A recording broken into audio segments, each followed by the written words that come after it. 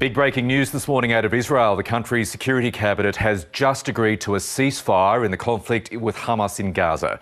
The bit of fighting has been going on for 11 days now, with attacks continuing overnight. According to officials on both sides, at least 230 Palestinians have been killed, including 65 children, and 12 people, including 2 children, have been killed in Israel. The decision has come after heavy US pressure to halt the fighting. It's a quickly developing story this morning as we go to air. Tom Joyner in Jerusalem for us. Greg Jennett is in Washington, D.C. Good morning to both of you. Tom, what led to this ceasefire? When does it come into play? Well, you're exactly right, Lisa. The Security Cabinet of Israel only a short time ago approving this ceasefire after several hours of deliberation this evening, starting around 7 p.m. local time. We still don't know exactly when this ceasefire will come into play, according to the Israelis. Now, a short time later, though, Hamas did say that they had also agreed to a mutual and simultaneous ceasefire. They said that it would begin from 2 a.m. local time. That's in about 3 hours from now.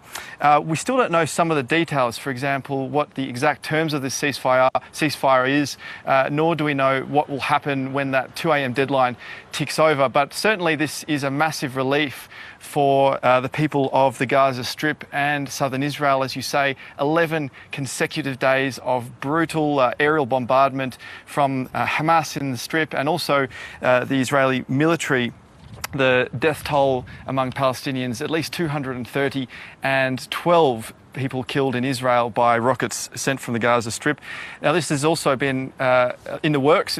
Hasn't come out of the blue. It's been in the works for the last several days, with international efforts to try and broker a ceasefire between Hamas and Israel.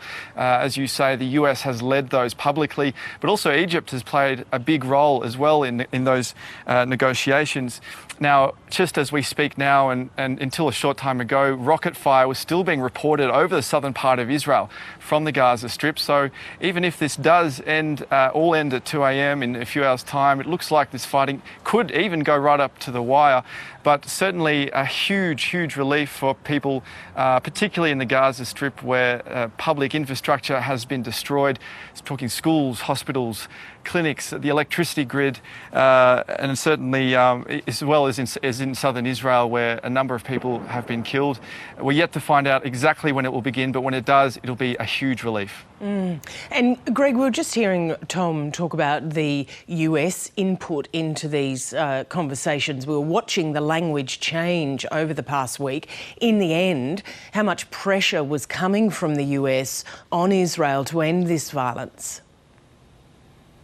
Well, this is described as a unilateral ceasefire, Lisa, meaning Israel has technically acted alone, calling its own military off at a later hour and ceasing hostilities. But make no mistake, that's a bit of a misnomer, because the idea or the impression that Israel might have arrived there just wandering towards this decision by itself would be completely misleading. We know that the Biden administration was practicing what it calls intense and quiet diplomacy all along, and deliberately all along in the background. It chose not to make too much of a public display. But the pressure was building up, and building up even publicly in the last few hours before Benjamin Netanyahu called that Security Cabinet meeting.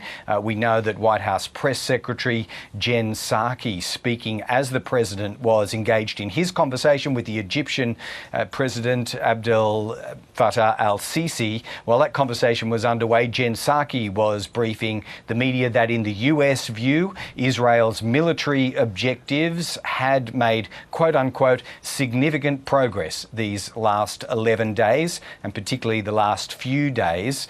And on that basis, the US had formed the view that a ceasefire was appropriate, and that there would be, quote, an unwinding of military activities by Israel. So that was your build-up of pressures, and ultimately it finds expression there with the announcement from the Israeli government, and no doubt a small amount of relief here in Washington, D.C., if not around the globe. Yes, well, and just confirming that ceasefire is due to begin in a couple of hours. We'll be following it throughout the morning. Tom and Greg, thank you.